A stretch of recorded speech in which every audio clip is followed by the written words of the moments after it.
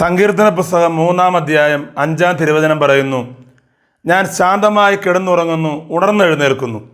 എന്തെന്നാൽ ഞാൻ കർത്താവിൻ്റെ കരങ്ങളിലാണ്.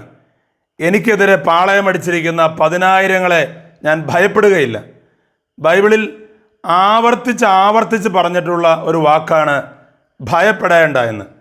സങ്കീർത്തനം 23:4 മരണത്തിൻ്റെ നിഴൽ വീണ താഴ്വരയിലൂടെ നടക്കുന്നതെങ്കിലും അവിടുന്ന് കൂടെ ഉള്ളതിനാൽ ഞാൻ ഭയപ്പെടുകയില്ല. സങ്കീർത്തനം 27:3 ഒരു സൈന്യം തന്നെ എനിക്കെതിരെ പാളയമടിച്ചാലും എൻ്റെ ഹൃദയം ഭയം അറിയുകയില്ല. ബൈബിളിൽ അനേകരെ ആശ്വസിപ്പിച്ച, അനേകർക്ക് ധൈര്യം പകർന്ന ഒരു വചനമാണല്ലോ യെശയ്യാ 41:10. ഭയപ്പെടേണ്ട, ഞാൻ നിന്നോട് കൂടെയുണ്ട്. സംഭ്രമിക്കേണ്ട, ഞാനാണ് നിൻ്റെ ദൈവം. ഞാൻ നിന്നെ ശക്തിപ്പെടുത്തുകയും സഹായിക്കുകയും ചെയ്യും. എൻ്റെ വിജയകരമായ വലത് കൈ കൊണ്ട് ഞാൻ നിന്നെ താങ്ങി നിർത്തും. നിന്റെ ദൈവവും കർത്താവുമായി ഞാൻ നിന്റെ വലത് കൈ പിടിച്ചിരിക്കുന്നു.